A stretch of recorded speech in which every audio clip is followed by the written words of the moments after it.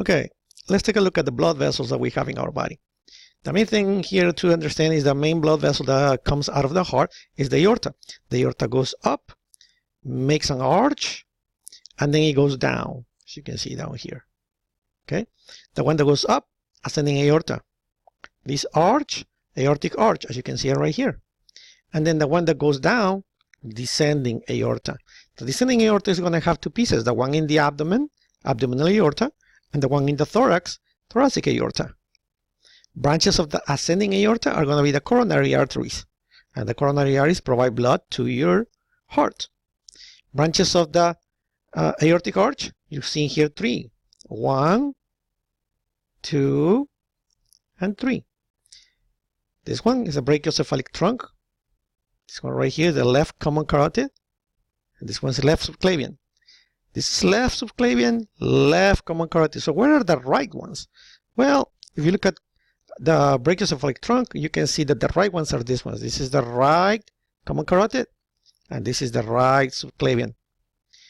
The blood vessels are going to provide blood to the different organs and structures that we have in our body. So the common carotid is going to provide blood to your head.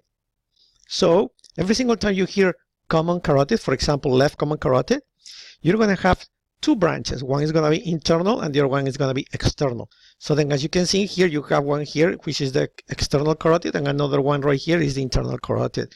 The internal carotid usually goes inside through your skull into the different structures that we have inside our skull, such as our brain, for example. And the external carotid will go into our face. As you can see, these branches in here, superficial temporal artery, facial artery, etc. So with that, we cover the area that belongs to the neck and head with this big blood vessel right here, which is the common carotid, the left, this right common carotid. The descending is going to provide you with a lot of branches for different structures that we have in here. For example, it's going to give you branches for the lungs, such as the bronchial arteries. If you keep scrolling down, you can see here the descending aorta, the level of the abdomen. And here we said we have a lot of organs.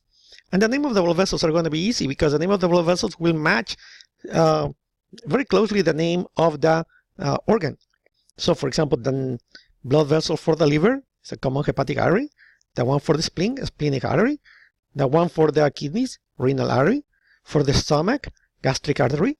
For the intestines, it's just a little bit different. It's actually called mesenteric, as you can see here. And there are actually two, superior mesenteric and inferior mesenteric.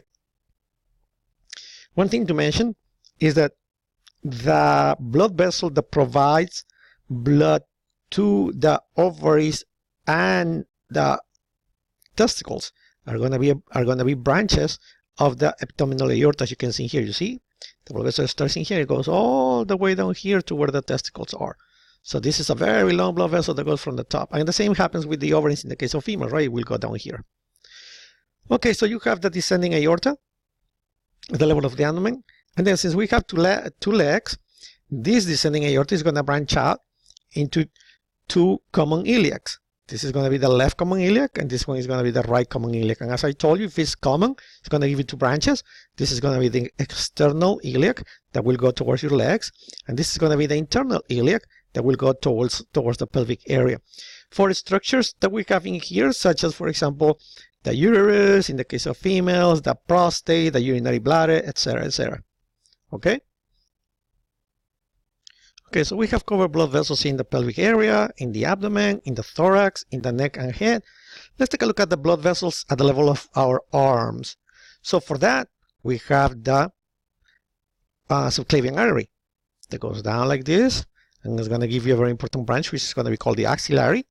The axillary will go down into your arm, where you're going to get the brachial artery. That's what we usually use in order to get the blood pressure. From there, it goes down. It's going to give you two very important blood vessels, which are going to be the radial artery as well as the ulnar artery. They continue down, and they're going to make an anastomosis, which is connection between blood vessels, right, which are going to form the palmar arches. Those are the main blood vessels that you need to know for the arms. Let's go down to the legs so we can see the branches. And right here, we have We already mentioned the internal iliac, so we need to talk about the external iliac. The external iliac is going to give you this very important blood vessel, which is the femoral artery. There's another one right here called the femoral artery. The femoral artery goes down. It's going to give you the popliteal artery. The popliteal artery is in the posterior part of your leg. It's not in the front. It's not on top of your kneecap.